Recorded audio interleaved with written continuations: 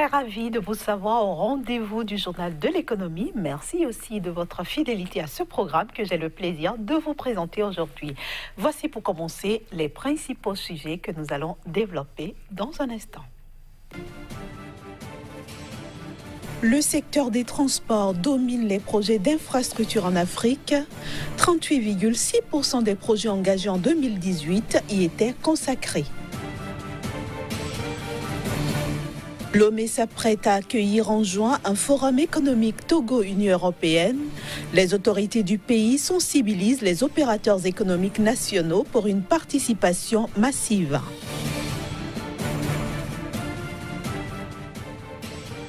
$1 milliard pour financer des projets de développement en Angola. C'est un appui de la Banque mondiale octroyé sous forme de prêt. Et nous ouvrons cette édition par cette étude qui révèle qu'en 2018, les pays africains ont consacré 38,6% de leurs projets d'infrastructure au secteur des transports. Au total, ce secteur a absorbé 186 projets, soit le plus grand nombre de projets d'infrastructure devant le secteur de l'immobilier qui totalise 110 projets et le secteur de l'énergie qui aura drainé seulement 66 projets. Globalement, c'est le secteur des infrastructures immobilières qui a cependant cumulé le plus grand nombre avec 123,3 milliards de dollars, soit 26,2% de la valeur totale des projets infrastructurels mis en œuvre sur le continent noir en 2018. Il dévance le secteur des énergies qui totalise 114,6 milliards de dollars, soit 24,4% de la valeur totale, tandis que le secteur des transports se classe troisième avec 107 milliards de dollars, soit 22,7% de la valeur totale. On note par ailleurs que les pays africains restent les premiers bailleurs de fonds de leurs projets infrastructurels.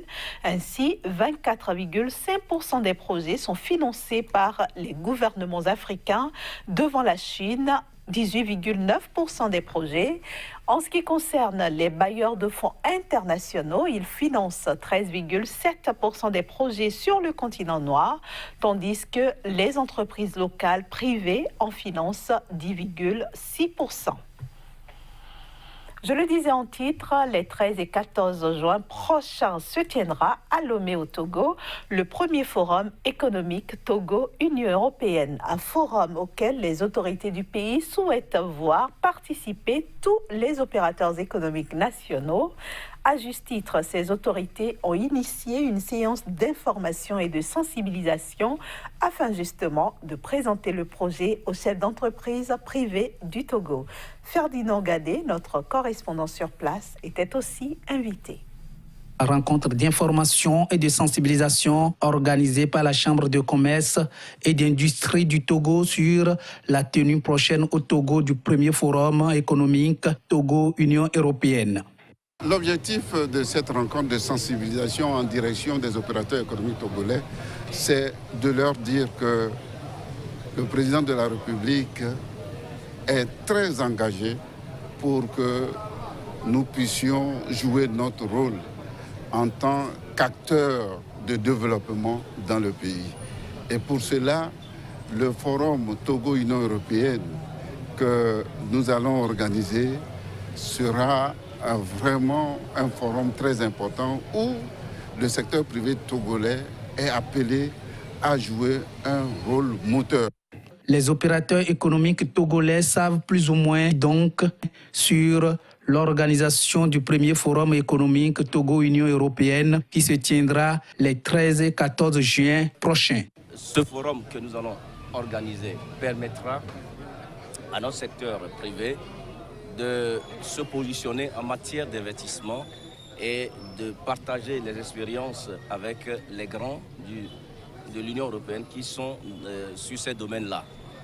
Et donc, cela permettra de renforcer notre secteur privé qui est le moteur de la croissance, qui crée de la richesse et qui crée également donc par ricochet les emplois pour nos jeunes et nos femmes. Donc c'est une opportunité qui est désormais offerte pour qu'on puisse travailler au mieux-être de cette population-là, tout en mettant en œuvre les projets phares qui sont contenus dans le PND.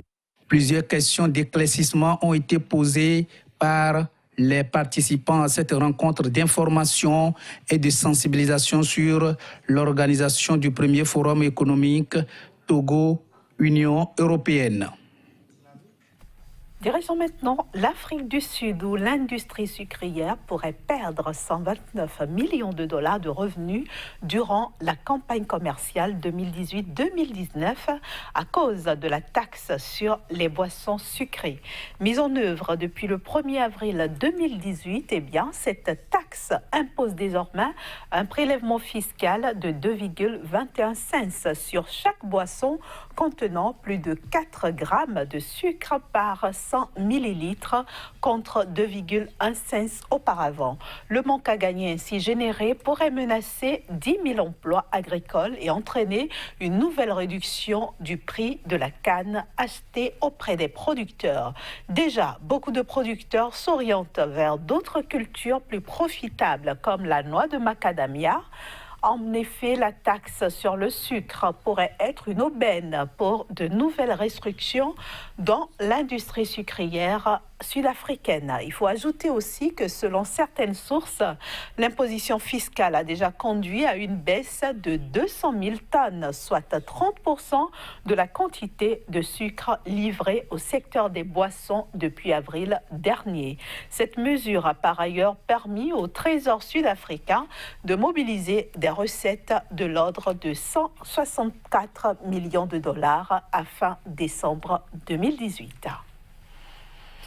Et puis la Banque mondiale apporte son appui à la mise en œuvre du plan national de développement de l'Angola, ceci à travers un prêt d'1 milliard de dollars, un prêt qui devrait servir essentiellement à financer des projets de développement.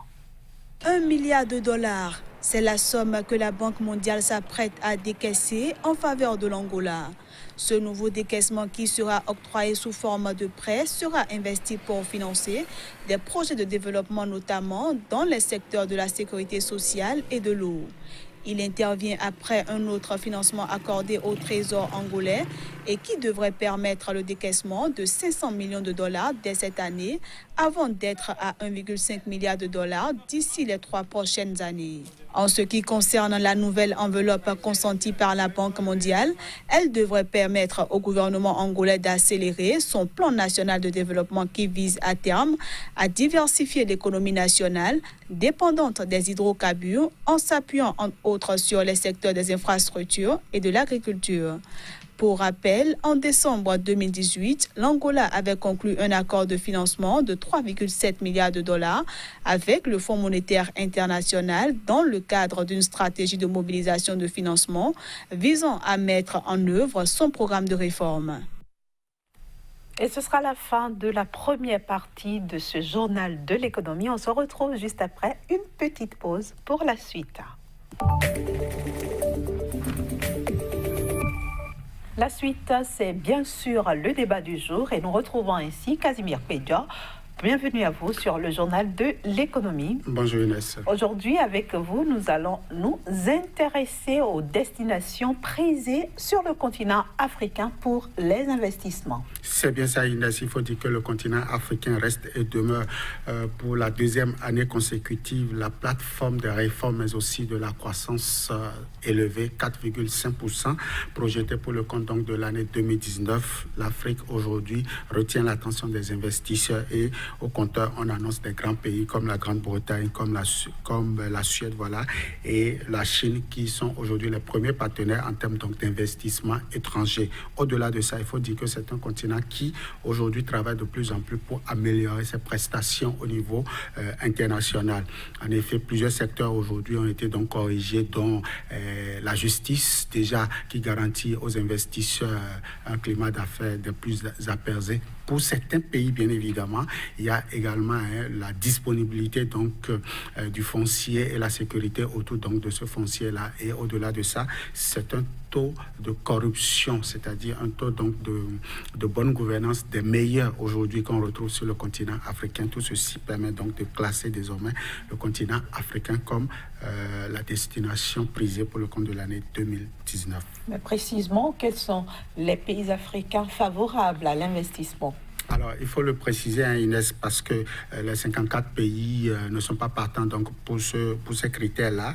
Et on a dénombré déjà au niveau donc, du premier pays, c'est l'île Maurice. Déjà, ce pays a été classé meilleur au niveau donc, de Doing Business. Forbes vient également de placer ce pays comme la première destination au niveau du continent africain, soit le 39e sur le plan mondial. L'île Maurice, aujourd'hui, jubile avec un système juridique des meilleurs sur le continent. L'île Maurice, c'est un climat des affaires apaisé. L'île Maurice, c'est également une justice favorable aux investissements. L'île Maurice, c'est la corruption pratiquement 0% au niveau donc de ce pays. Le pays a donc séduit les investisseurs depuis donc des années, surtout au niveau donc du vieux continent et aussi au niveau de l'Asie qui aujourd'hui paraît comme le premier partenaire du continent africain. Tout ceci permet donc à l'île Maurice de se placer premier. Ensuite, l'Afrique du Sud est venue deuxième du classement, soit 59e sur le plan mondial. Nous avons le Maroc 62e qui aussi séduit les investisseurs. Il y a l'autre île, les îles Seychelles, qui se positionne donc quatrième, suivant donc la Tunisie, le Botswana, le Rwanda, le Kenya et le Ghana. Le premier pays de l'Afrique de l'Ouest a donc s'affiché dans le top 10 des destinations pour le continent. L'Égypte a fermé la marche du top 10. Il faut déjà préciser que dans le classement, il y a 3 pays qui sont indésirables, enfin, qui ne séduisent pas les partenaires. C'est la Centrafrique qui se classe donc dernier avec le 57e donc au niveau du continent.